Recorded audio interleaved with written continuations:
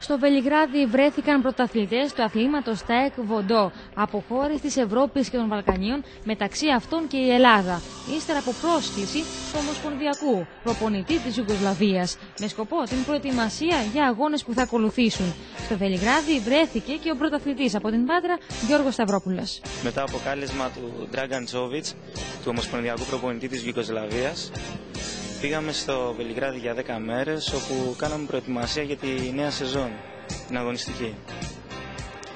Από Ελλάδα ήμουνα εγώ και ο Νικολαίδης, ο Ασημένιος Ολυμπιονίκης, όπου παραβρεθήκαμε εκεί για να προετοιμαστούμε για τους επόμενους αγώνες που θα έχουμε και για τις επόμενες διοργανώσεις. Ήταν από 6 χώρες, ήταν από Γερμανία, Βουλγαρία, Βοσνία, Ζερβοβίνη. Στο ΤΑΕΚ Βοντό η Πάτρα βρίσκεται σε πολύ καλό επίπεδο. Δεν είναι τυχαίο μάλιστα ότι κάθε χρόνο η εθνική ομάδα αποτελείται και από Πατρινούς.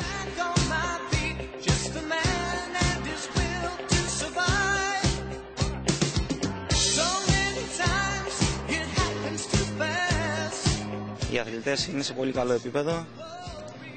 Κάθε χρόνο έχουμε αθλητές στην εθνική ομάδα.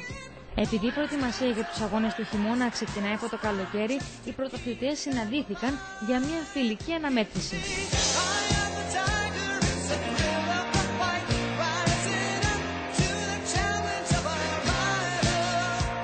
Αυτά είναι μια φιλική έτσι, για γνωριμία πιο πολύ, γιατί ο Dragan Čović διοργανώνει κάθε χρόνο ένα τουρνουά, ένα κύπελο διεθνές, στο οποίο παίρνουν μέρος πολλές χώρες και πολλοί αθλητές, και έκανε αυτό το κάμπ, αυτή τη συνάντηση, για γνωριμία πιο πολύ, να γνωριστούμε εμείς οι αθλητές μεταξύ μας. ΤΑΕΚ Βοντό, ένα άθλημα ολυμπιακό, δυναμικό και πάνω απ' όλα ξεχωριστό.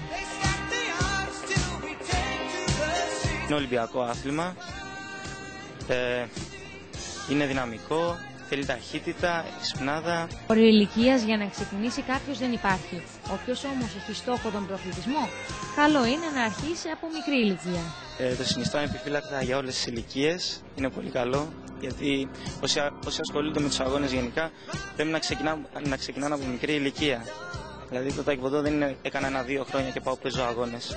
Η πολιτεία με τη σειρά της θα πρέπει να βοηθήσει τους αθλητές της Πάτρας, αφού τα έξοδα για αγώνες, ιδιαίτερα εκτός Ελλάδας, είναι αρκετά.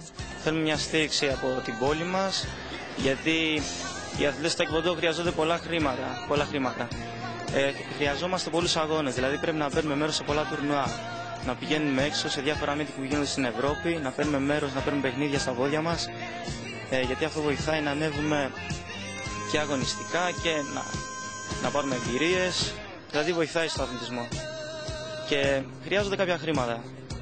Πολλές φορές μας βοηθάνε το γυμναστήριο, οι προπονητές μας, οι γονείς μας, αλλά δεν είναι αρκετά για να παίρνουμε σε πολλές διοργανώσεις μέρος.